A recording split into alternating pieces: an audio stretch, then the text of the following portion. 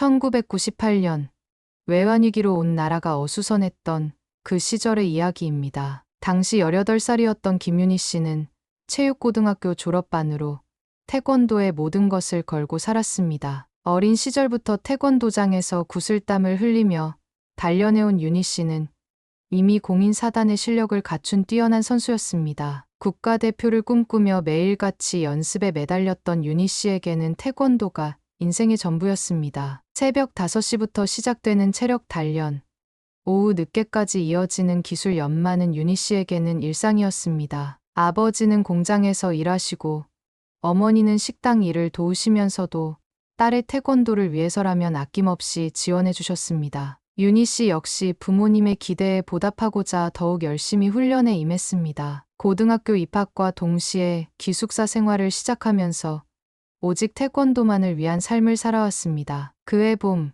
윤희 씨에게는 큰 시련이 찾아왔습니다. 그토록 꿈꿔왔던 국가대표 상비군에서 탈락하게 된 것입니다. 마지막 선발전에서 아깝게 밀려났을 때의 좌절감은 이루 말할 수 없었습니다. 경제 위기로 인해 전국 대회들이 줄줄이 취소되면서 많은 선수들이 진로를 고민해야 하는 상황이었습니다. 태권도계 전체가 침체에 빠져 있었고 선수들의 앞날도 불투명했습니다. 후배들은 하나둘씩 태권도를 그만두고 일반 대학 진학 준비를 시작했습니다. 체육 특기생으로 대학에 진학하는 길도 좁아졌고 태권도만으로는 미래를 보장받기 어려운 현실이었습니다. 윤희 씨도 몇 번이나 포기하고 싶은 마음이 들었지만 그때마다 도장에서 흘린 땀과 부모님의 희생을 생각하며 버텨왔습니다. 윤희 씨의 부모님은 딸의 미래를 걱정하며 조심스럽게 말씀하셨습니다. 이제 그만 접고 기술이라도 배우자. 내가 그동안 충분히 열심히 했으니까. 부모님의 마음을 윤희 씨도 잘 알고 있었습니다. 경제적으로도 어려운 상황에서 계속 태권도를 하는 것이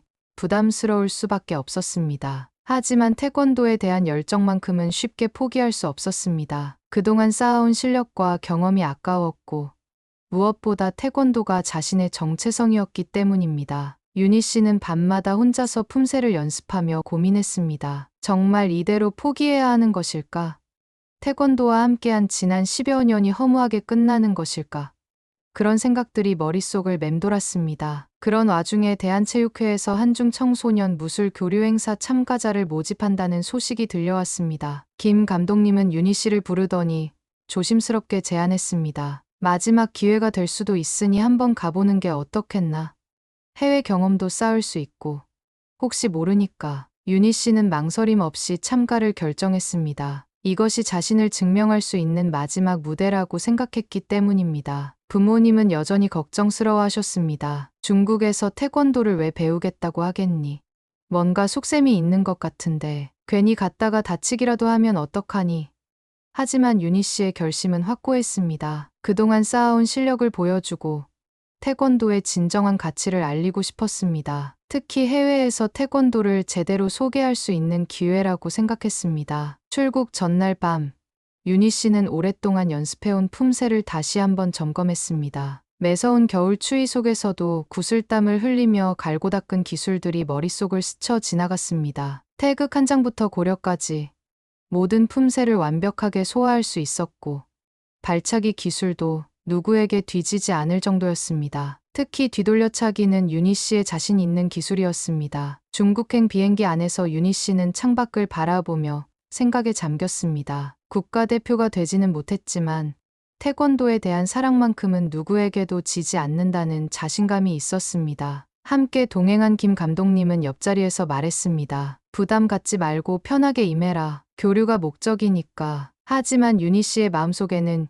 이미 승부욕이 타오르고 있었습니다. 태권도의 진정한 실력을 보여주겠다는 의지로 가득했습니다. 중국에 도착한 순간부터 윤희 씨는 뭔가 이상한 분위기를 느꼈습니다. 공항에서 마중 나온 중국 관계자들의 시선이 그리 반갑지 않았고 어딘지 모르게 경계하는 듯한 느낌을 받았습니다. 통역을 맡은 리샤오밍 씨만이 따뜻하게 인사를 건네며 한국어로 대화를 시도했습니다. 그는 한국 유학 경험이 있는 대학생으로 이번 행사에 자원봉사자로 참여한다고 소개했습니다. 버스를 타고 무술학교로 이동하는 동안 리샤오밍 씨는 윤희 씨와 김 감독님을 무술학교로 안내하면서 조심스럽게 말했습니다. 여기서는 태권도에 대해 좀 다르게 생각하는 분들이 많아요. 그의 말투에서 무언가 경고하는 듯한 뉘앙스를 윤희 씨는 느낄 수 있었습니다. 창밖으로 보이는 중국의 풍경은 낯설었고 점점 깊어지는 불안감을 떨쳐낼 수 없었습니다. 무술학교에 도착하자마자 윤희 씨는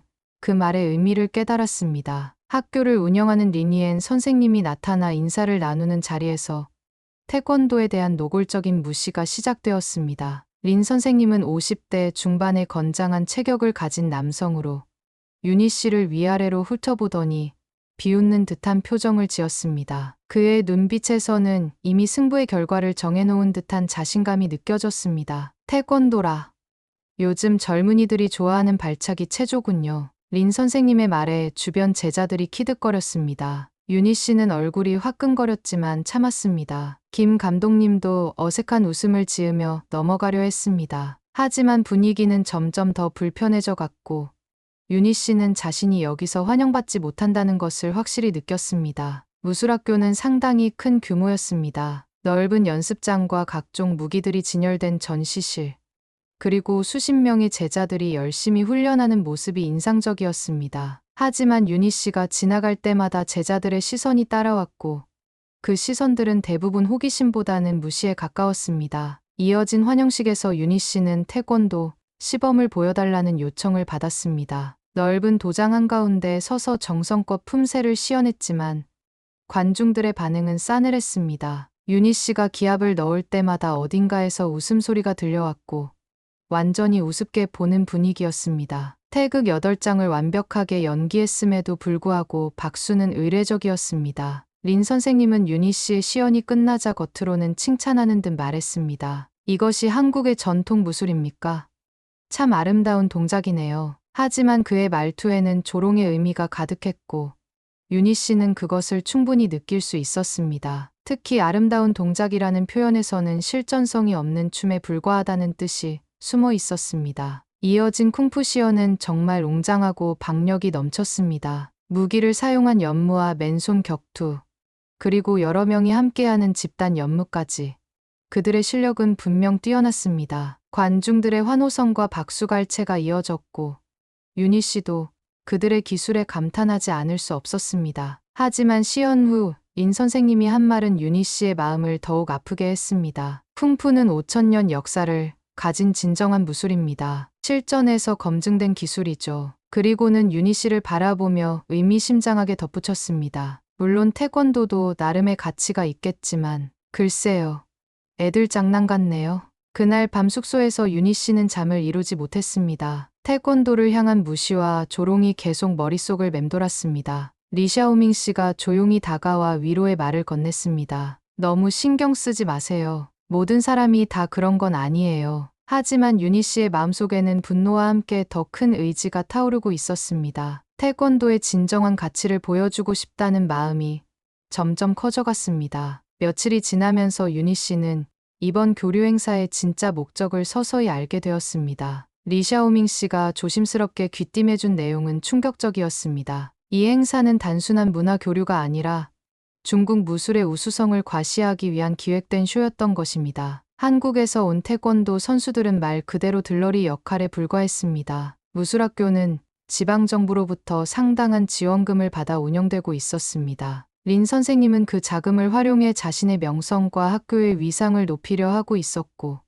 이를 위해서는 중국 무술이 다른 나라 무술보다 우수하다는 것을 증명해야 했습니다. 특히 한국의 태권도는 그들에게 좋은 비교 대상이었습니다. 태권도가 올림픽 정식 종목이 되면서 국제적으로 주목받고 있었기 때문입니다. 리샤오밍 씨의 설명에 따르면 린 선생님은 애국주의 교육에 매우 열성적이었습니다. 중국 무술이 세계 최고라는 걸 증명하고 싶어 해요. 그래야 정부 지원도 계속 받을 수 있거든요. 그는 무술학교를 단순한 교육기관이 아닌 정치적 홍보수단으로 활용하고 있었고, 이번 행사도 그런 목적에서 기획된 것이었습니다. 윤희 씨는 점점 화가 났습니다. 자신들이 단지 중국 무술을 돋보이게 하는 도구로 이용당하고 있다는 사실이 견딜 수 없었습니다. 태권도에 대한 진정한 이해나 존중 없이 그저 깎아내리기 위한 대상으로만 여겨지고 있었던 것입니다. 더욱 화가 나는 것은 이런 상황을 김 감독님도 어느 정도 알고 있었다는 점이었습니다. 김 감독님도 이런 분위기를 느꼈는지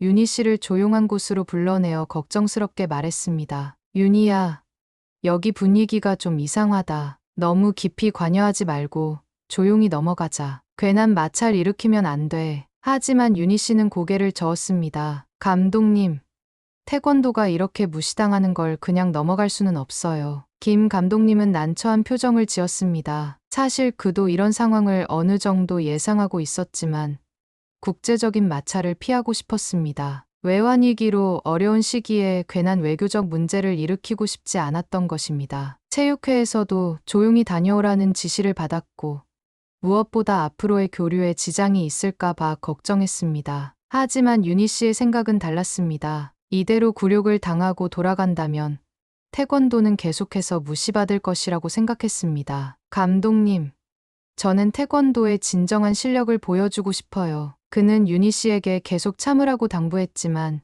윤희 씨의 마음은 이미 다른 곳에 가 있었습니다. 그날 저녁 공식 만찬 자리에서 린 선생님은 지역 공무원들과 언론인들 앞에서 당당하게 연설했습니다. 이번 교류를 통해 중국 무술의 깊이와 실용성을 보여드릴 수 있을 것입니다. 다른 나라 무술과 비교해보면 그 차이를 확실히 느끼실 수 있을 겁니다. 그의 말에 참석자들이 박수를 쳤습니다. 공무원들도 만족스러운 표정을 지었습니다. 윤희 씨는 젓가락을 쥔 손에 힘이 들어갔습니다. 태권도를 직접 언급하지는 않았지만 누구를 겨냥한 말인지는 분명했습니다. 린 선생님은 계속해서 중국 무술의 역사와 철학에 대해 설명했고 그 과정에서 은근히 다른 무술들을 깎아내렸습니다. 특히 최근에 생긴 젊은 무술들이라는 표현을 쓸 때는 직접적으로 태권도를 겨냥하는 것이었습니다. 리샤오밍 씨가 옆에서 조용히 속삭였습니다. 참아요. 지금은 때가 아니에요. 더 큰 그림을 봐야 해요. 하지만 윤희 씨의 마음속 분노는 계속 커져만 갔습니다. 이대로 물러날 수는 없었습니다.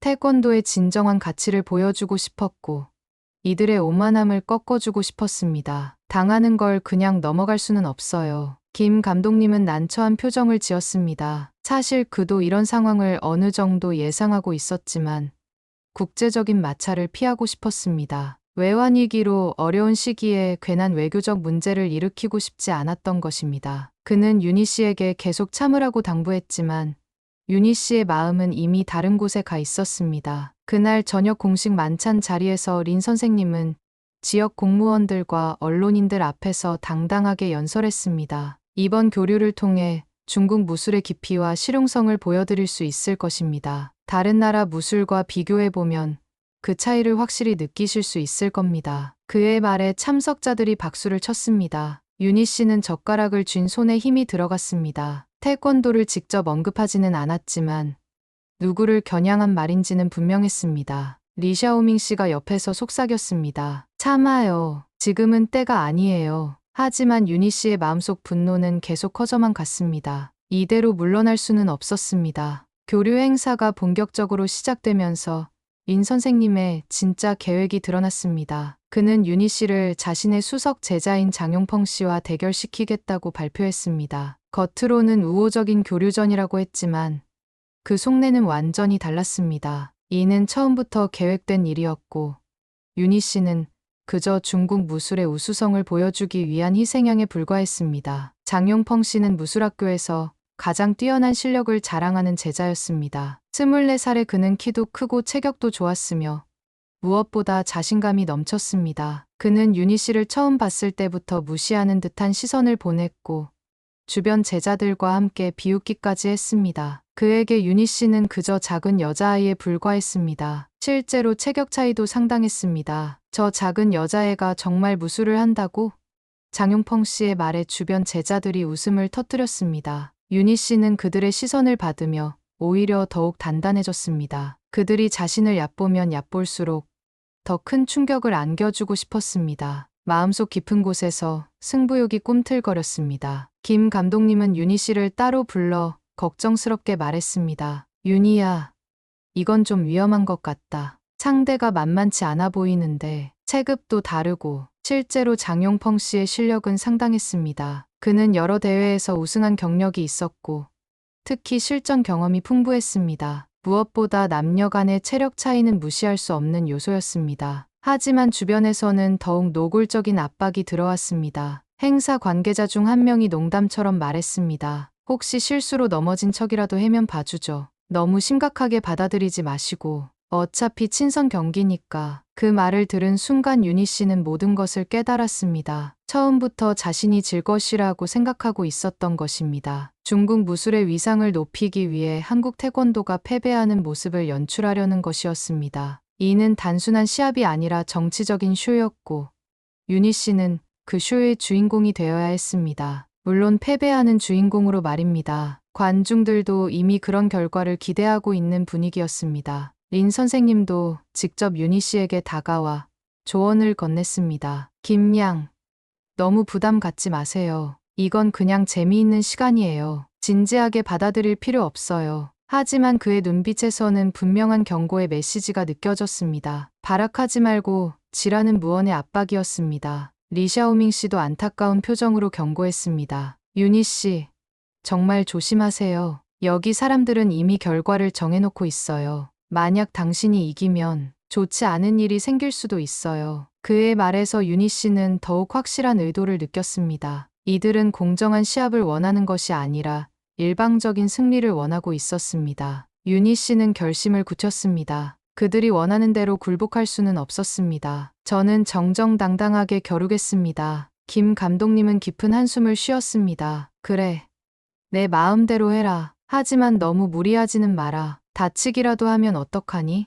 그날 밤 유니 씨는 혼자서 연습을 했습니다. 그동안 갈고 닦은 모든 기술을 점검했습니다. 발차기 하나하나, 품새 동작 하나하나를 완벽하게 만들었습니다. 특히 자신의 주특기인 뒤돌려차기를 반복해서 연습했습니다. 내일은 단순한 시합이 아니라 태권도의 명예가 걸린 싸움이었습니다. 장용펑 씨는 여전히 자신만만했습니다. 내일 보면 진짜 무술이 뭔지 알게 될 거야. 하지만 유니 씨는 조용히 준비하고 있었습니다. 그들의 계획을 완전히 뒤엎을 준비를 하고 있었습니다. 시합을 하루 앞둔 밤, 리샤오밍 씨가 몰래 유니 씨를 찾아왔습니다. 그의 표정은 심각했고 무언가 말하기 어려운 일이 있는 듯 보였습니다. 유니 씨는 그의 모습을 보며 궁금해했지만 리샤오밍 씨는 한참을 망설이다가 조심스럽게 입을 열었습니다. 유니 씨, 사실 제가 오늘 린 선생님과 장용펑의 대화를 우연히 들었어요. 리샤오밍 씨는 주변을 살피며 목소리를 낮췄습니다. 그가 들려준 이야기는 유니 씨에게 충격을 주기에 충분했습니다.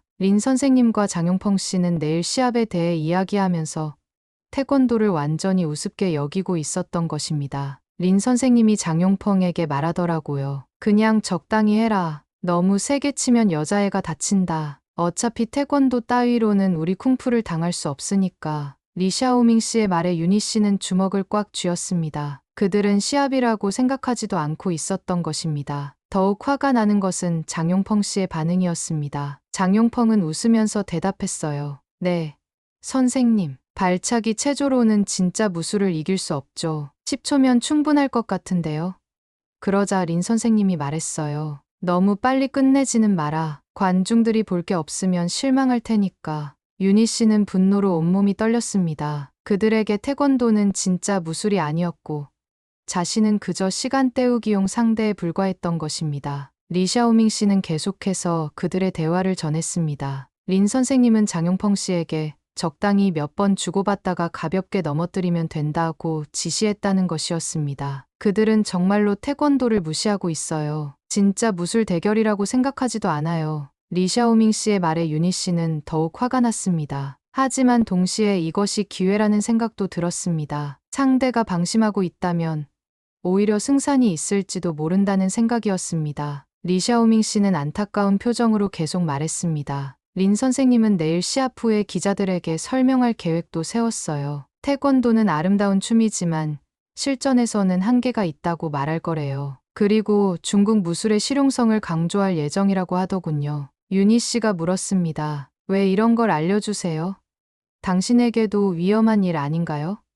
리샤오밍 씨는 잠시 망설이다가 솔직하게 대답했습니다. 저는 한국 문화를 좋아해요. 태권도도 훌륭한 무술이라고 생각하고요. 이렇게 무시당하는 게 보기 싫었어요. 그는 계속해서 설명했습니다. 린 선생님은 이번 행사를 통해 중국 무술의 우수성을 과시하려 했고, 정부 관계자들 앞에서 좋은 인상을 남기려 했습니다. 하지만 그들은 태권도를 진짜 위협으로 여기지 않았기 때문에 특별한 준비나 전략도 없었습니다. 그저 장용펑 씨의 기본 실력만으로도 충분하다고 생각하고 있었습니다. 장용펑도 완전히 방심하고 있어요. 내일 시합 전에 친구들과 술 한잔 하겠다고 하더라고요. 태권도 상대로는 최상의 컨디션이 필요 없다고 생각하는 거죠. 리샤오밍 씨의 말에 유니 씨는 기회를 느꼈습니다. 유니 씨는 이 모든 상황을 이해했습니다. 그들의 자만심과 무시가 오히려 자신에게는 기회가 될 수 있다는 것을. 하지만 동시에 더욱 분노했습니다. 태권도와 자신을 이렇게 무시하는 것이 견딜 수 없었습니다. 내일은 그들의 오만함을 확실히 깨뜨려주고 싶었습니다. 리샤오밍 씨는 걱정스러운 표정으로 말했습니다. 유니 씨, 조심하세요. 그들이 방심하고 있긴 하지만 장용펑의 실력은 정말 뛰어나요. 하지만 유니 씨의 마음은 이미 결정되어 있었습니다. 내일은 태권도의 진정한 실력을 보여주는 날이 될 것입니다. 드디어 시합날이 되었습니다. 무술학교 체육관에는 예상보다 많은 사람들이 모여들었습니다. 지방정부 관계자들과 군 간부들, 그리고 지역 언론인들까지 참석해 있었습니다. 분위기는 마치 큰 행사를 보는 것 같았고, 모든 사람들이 기대에 찬 표정을 하고 있었습니다. 물론 그들이 기대하는 것은 중국의 압도적인 승리였습니다. 관람석은 거의 만석이었고, 카메라까지 여러 대 설치되어 있었습니다. 체육관에는 정식 링이 설치되지 않았습니다. 대신 도장 마루에서 반공식적으로 진행되도록 준비되어 있었습니다. 이것도 그들의 의도였습니다. 격식을 차리지 않은 스승과 제자 간의 대련 정도로 보이게 하려는 것이었습니다. 하지만 주변의 분위기는 결코 가벼운 친선 경기 같지 않았습니다. 관중들의 기대감과 흥분이 공기 중에 감돌고 있었습니다. 유니 씨가 하얀 도복을 입고 나타나자 관중들 사이에서 웅성거림이 일었습니다. 작은 체구의 동양 여성이 과연 어떤 실력을 보여줄지에 대한 시선들이었지만 대부분은 호기심보다는 동정에 가까웠습니다. 몇몇 관중들은 이미 웃음을 참지 못하고 있었고 유니 씨를 보며 고개를 젓는 사람들도 있었습니다. 저 작은 애가 장용펑과 결혼다고?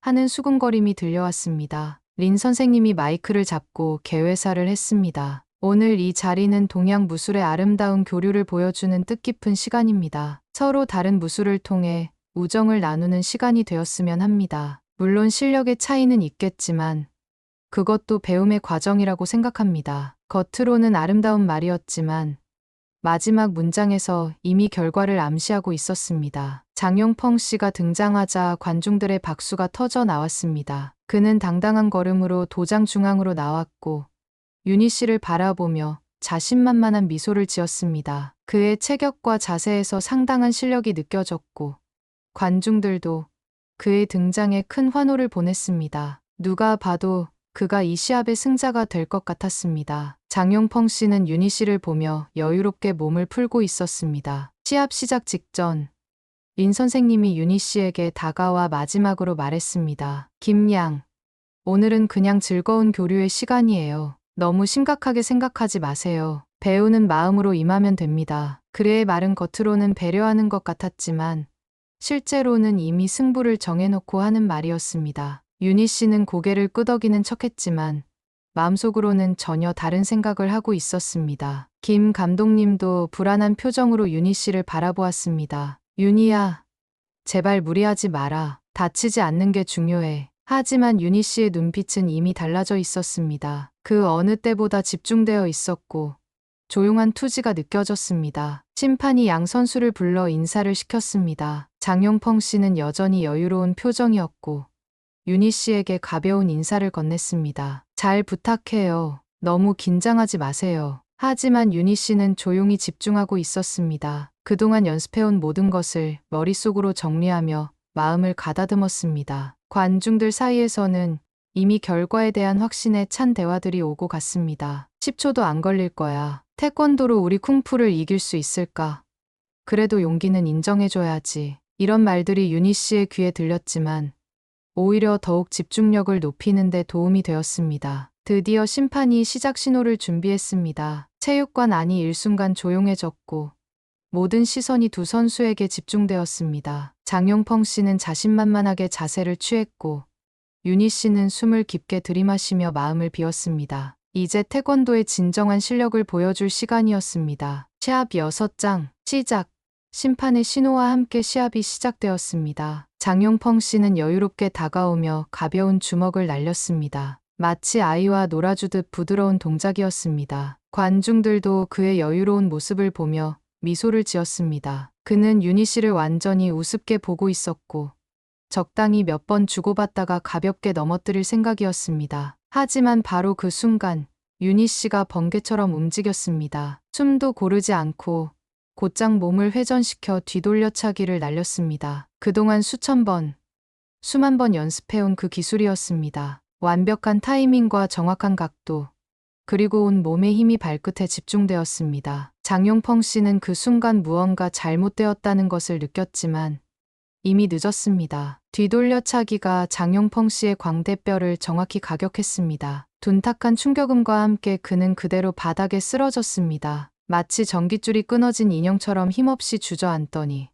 그대로 움직이지 않았습니다. 시합 시작 후 정확히 10초도 안 되는 시간이었습니다. 온 체육관이 일순간 정적에 빠졌습니다. 관중들은 처음 몇 초 동안 아무 반응도 보이지 않았습니다. 이것이 현실인지 확신하지 못했기 때문입니다. 어떤 사람은 눈을 비비며 다시 보았고 어떤 사람은 옆 사람에게 뭐라고 물었습니다. 지금 뭔 일이 일어난 거야? 장용펑이 쓰러진 거야? 하는 수군거림이 여기저기서 들려왔습니다. 무술학교의 최고 제자가 한국에서 온 작은 여학생에게 한 방에 쓰러진 상황을 아무도 예상하지 못했습니다. 그들이 그토록 무시했던 태권도의 발차기가 이렇게 강력할 줄은 꿈에도 몰랐던 것입니다. 특히 린 선생님의 표정은 경악 그 자체였습니다. 입을 벌린 채 말문이 막혀 있었습니다. 윤희 씨는 발차기를 마친 후 조용히 서 있었습니다. 얼굴에는 어떤 감정도 드러나지 않았고 그저 평온해 보였습니다. 하지만 그녀의 마음속에는 뜨거운 만족감이 흘렀습니다. 그동안 받았던 모든 무시와 조롱에 대한 완벽한 대답이었습니다. 태권도가 단순한 발차기 체조가 아니라는 것을 증명한 순간이었습니다. 김 감독님도 믿을 수 없다는 표정으로 윤희 씨를 바라보았습니다. 물론 윤희 씨의 실력을 알고 있었지만 이렇게 압도적으로 이길 줄은 예상하지 못했습니다. 심판도 당황해서 어떻게 해야 할지 몰라하며 주변을 둘러보았습니다. 장용펑 씨는 천천히 정신을 차리기 시작했습니다. 광대뼈 부분이 심하게 부어올랐고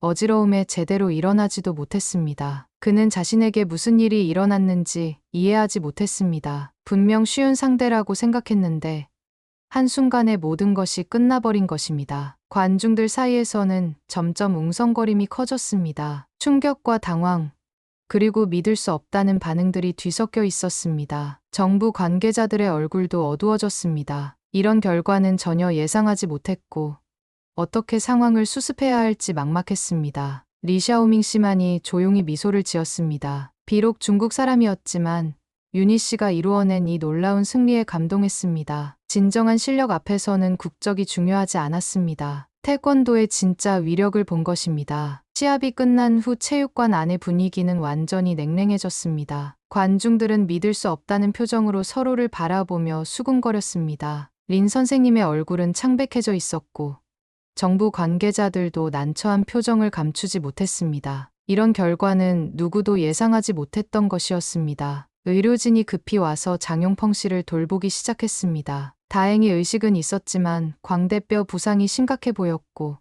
어지러움 때문에 제대로 서지도 못하는 상태였습니다. 그는 자신에게 무슨 일이 일어났는지 아직도 이해하지 못하고 있었습니다. 내가 어떻게 된 거야?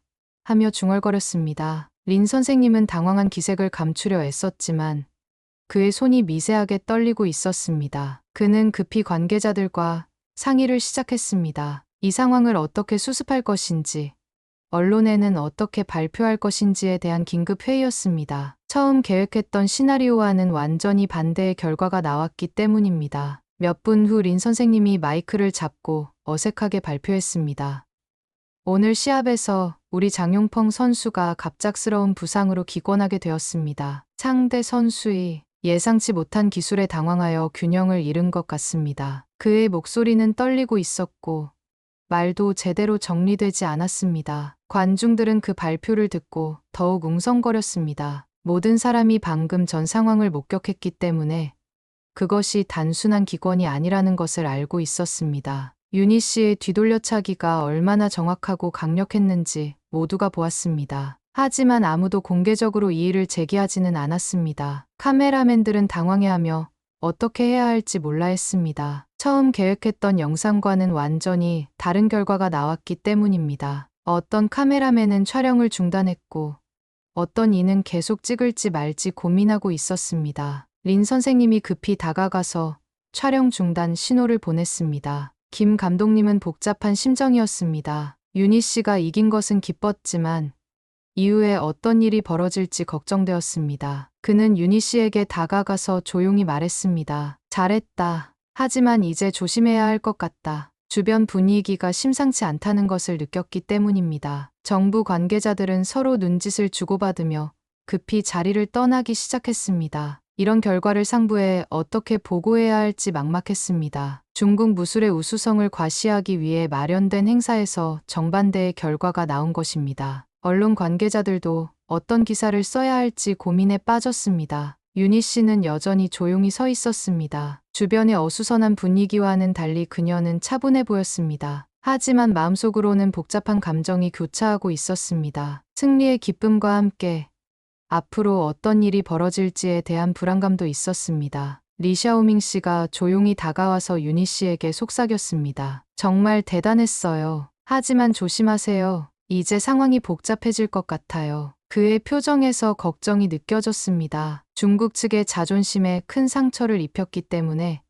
앞으로의 상황이 순탄하지 않을 것이라는 예감이 들었습니다. 체육관 안의 사람들은 하나둘씩 자리를 떠나기 시작했습니다. 아무도 이 상황에 대해 공개적으로 이야기하고 싶어 하지 않았습니다. 모든 것이 조용히 묻혀버릴 것 같은 분위기였습니다. 태권도가 보여준 놀라운 실력에도 불구하고 그것을 인정하기는 어려운 상황이었습니다. 다음 날부터 상황은 급속도로 변했습니다. 어제의 시합 영상은 공개되지 않았고 중국 측은 공식적으로 상대 선수의 부상으로 인한 기권승이라고 발표했습니다. 언론에서도 이 사건에 대해서는 거의 언급하지 않았고 마치 아무 일도 없었던 것처럼 조용히 넘어가려는 분위기였습니다. 윤희 씨와 김 감독님은 갑작스럽게 일정이 단축되었다는 통보를 받았습니다. 긴급한 상황이 생겨서 예정보다 빨리 귀국해야 한다는 것이 공식적인 이유였지만 실제로는 더 이상 머물게 하고 싶지 않다는 의미였습니다. 교류 프로그램의 나머지 일정들도 모두 취소되었습니다. 김 감독님은 윤희 씨에게 조용히 말했습니다. 잘했지만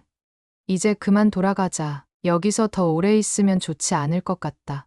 그도 이런 분위기를 예상하고 있었습니다. 윤희 씨의 승리가 너무 충격적이었고 중국 측의 자존심에 큰 상처를 입혔기 때문입니다. 린 선생님은 떠나는 날까지 윤희 씨를 피했습니다. 그동안 태권도를 무시하며 보였던 자신감은 완전히 사라졌고 대신 어색함과 당황스러움만이 남아 있었습니다. 다른 관계자들도 마찬가지였습니다. 아무도 어제 일에 대해 언급하려 하지 않았습니다. 리샤오밍 씨만이 공항까지 배웅을 나왔습니다. 그는 윤희 씨에게 작은 편지를 건네며 조용히 말했습니다. 나중에 읽어보세요. 그리고 정말 감사했어요. 진정한 무술이 무엇인지 보여주셔서. 그의 눈에는 진심 어린 존경이 담겨 있었습니다. 비행기 안에서 윤희 씨는 복잡한 심정이었습니다. 승리의 기쁨보다는 허무함이 더 컸습니다. 태권도의 진정한 실력을 보여주었지만 그것이 제대로 인정받지 못한 채 조용히 묻혀버리는 것 같았습니다. 김 감독님도 비슷한 심정인 듯 말이 없었습니다. 한국에 돌아온 후